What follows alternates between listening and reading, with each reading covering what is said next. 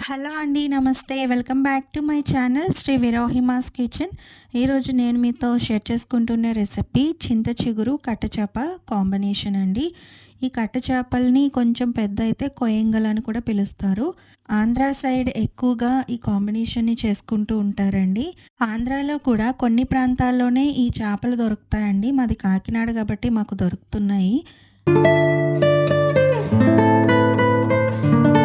ముందుగా కట్ట చేపల్ని మార్కెట్‌లోనే ఇలా మనకి శుభ్రంగా కట్ చేసేసి ఇస్తారు కదా! అలా కట్ చేసుకున్న చేప ముక్కలను తెచ్చుకున్నాక వీటిని శుభ్రంగా సాల్ట్, పసుపు వేసి నీట్‌గా క్లీన్ చేసుకోవాలండి 3, 4 సార్లు.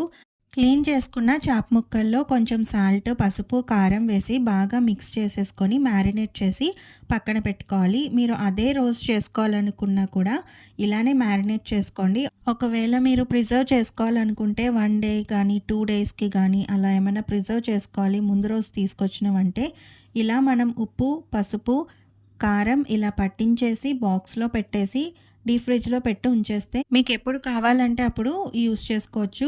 మీరు కర్రీ చేసే ఒక 2, 3 గంటలన్నా ముందు పెడితే ఐస్ అనేది లూజ్ చేసుకొని చేప ముక్కలు కర్రీకి బావుంటుంది. ఇప్పుడు చింత చిగురుని శుభ్రం చేసి పెట్టుకున్నాను.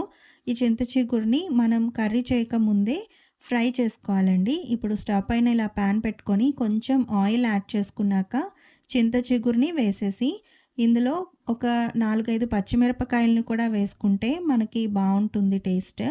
వేసుకొని ఇందులో కొంచెం పసుపు, అలానే చింత చిగురు మగ్గడానికి సరిపడా సాల్ట్‌ని కూడా వేసేసి, ఇందులో నుంచి వాటర్ రిలీజ్ అయ్యి ఆవిరయ్యేంత వరకు ఉంచి, వీటిని స్టవ్ ఆఫ్ చేసేస్తే సరిపోతుందండి. ఇలా నేను చూపించిన విధంగా ఫ్రై చేసుకోండి.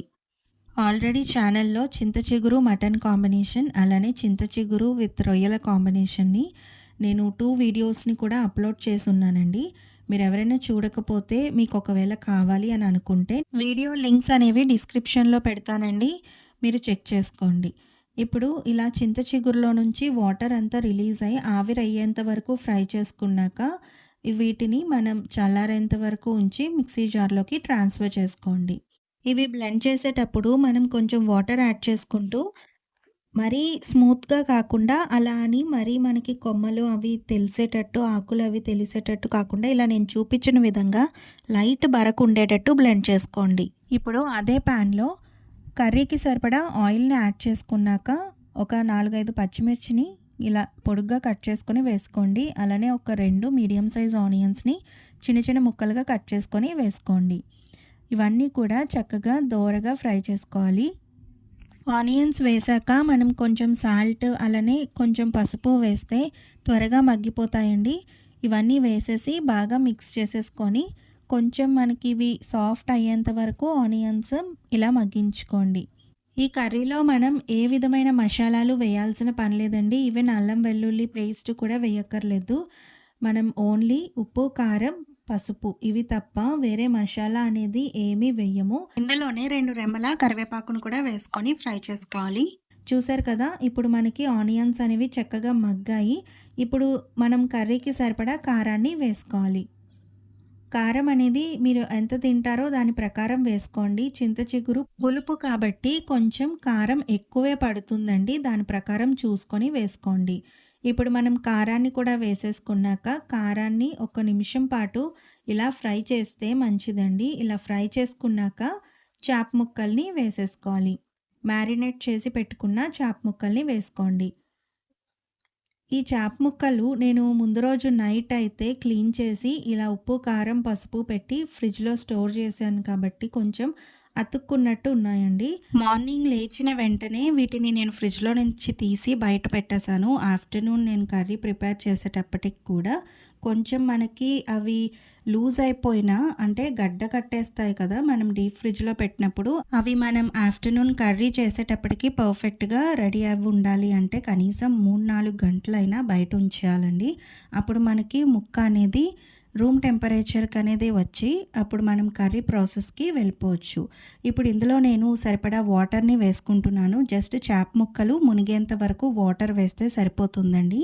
ఇందులోనే కొంచెం గల్లుప్పును కూడా వేసేసి మొత్తం కలిసేటట్టు ఇలా కలుపుకోవాలి.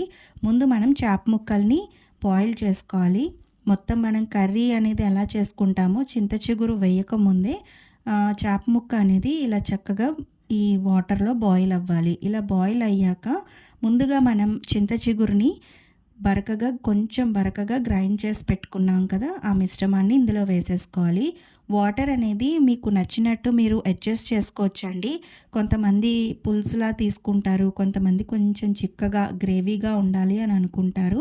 దాని ప్రకారం మీరు అడ్జస్ట్ చేసుకొని చేసుకోవచ్చు. కానీ మనం తీసుకున్న క్వాంటిటీకి తగ్గటట్టు ఉప్పు, కారం అనేది చూసుకొని అడ్జస్ట్ చేసుకుంటే సరిపోతుంది. ఇప్పుడు మనం చింత చిగురుని వేసేసిన తర్వాత, ఈ చింత చిగురుని మొత్తం మనకి కర్రీ మొత్తం స్ప్రెడ్ అయ్యేటట్టు మిక్స్ చేసుకోండి. చేప ముక్కలన్నిటికీ కూడా చింత చిగురు యొక్క పులుపు అనేది పట్టుకునేటట్టు ఒక 10 నిమిషాల పాటు మరిగించుకుంటే సరిపోతుందండి. చేప ముక్కలనేవి చాలా క్విక్‌గానే మనకి మెత్తబడిపోతాయి. చేపల కూర ఏదైనా సరే, ఎక్కువ మనం మరిగించేసినా కూడా చేప ముక్క అనేది విరిగిపోతూ ఉంటుంది. మీకెంత కన్సిస్టెన్సీలో కావాలి కర్రీ అనేది దాని ప్రకారమే మీరు వాటర్ యాడ్ చేసుకోండి. లేదు అంటే ఎక్కువ సేపు మీరు మరిగించేసినా కూడా చేప ముక్కలనేవి మనకి విరిగిపోయి పేస్ట్‌లాగా అయిపోయినా బాగోదు. కర్రీ అంతా కూడా స్ప్రెడ్ అయిపోతుంది. అలా కాకుండా మీరు ఎంత వాటర్ కావాలో అంత వాటర్ మాత్రమే వేసుకొని ఆ కన్సిస్టెన్సీని చూసుకోవాలి. ఇప్పుడు మీకు ఇందులో ఏమైనా చింత చిగురు వేసిన తర్వాత పులుపు యాడ్ అవుతుంది కాబట్టి ఈ టైంలో మీరు టేస్ట్ చూసుకొని కారం గానీ, సాల్ట్ గానీ అడ్జస్ట్ చేసుకోండి. చూసారు కదండీ! ఎంతో టేస్టీగా ఇలా ముక్కకు కూడా చింత చిగురు యొక్క పులుపు అనేది పట్టి చాలా బావుంటుంది. ఇలా చేసుకొని చూడండి. మీకు ముక్క కూడా ఏమాత్రం విరగకుండా ఇలా నీట్‌గా ఉంటుంది. ఫైనల్‌గా కొత్తిమీరను కూడా వేసేసుకొని సర్వ్ చేసేసుకుంటే సరిపోతుంది. ఈ వీడియో మీకు నచ్చినట్లయితే లైక్ చేయండి, షేర్ చేయండి. శ్రీ విరోహిమాస్ కిచెన్ ఛానల్‌ని సబ్స్క్రైబ్ చేసుకోండి. అలానే పక్కనే ఉన్న బెల్ ఐకాన్‌ని ట్యాప్ చేస్తే నేను ఏ వీడియో చేసినా మీకు నోటిఫికేషన్ వస్తుంది. దానివల్ల మీరు నా వీడియోస్‌ని ఈజీగా వాచ్ చేయొచ్చు. Thanks for watching. Bye. Take care.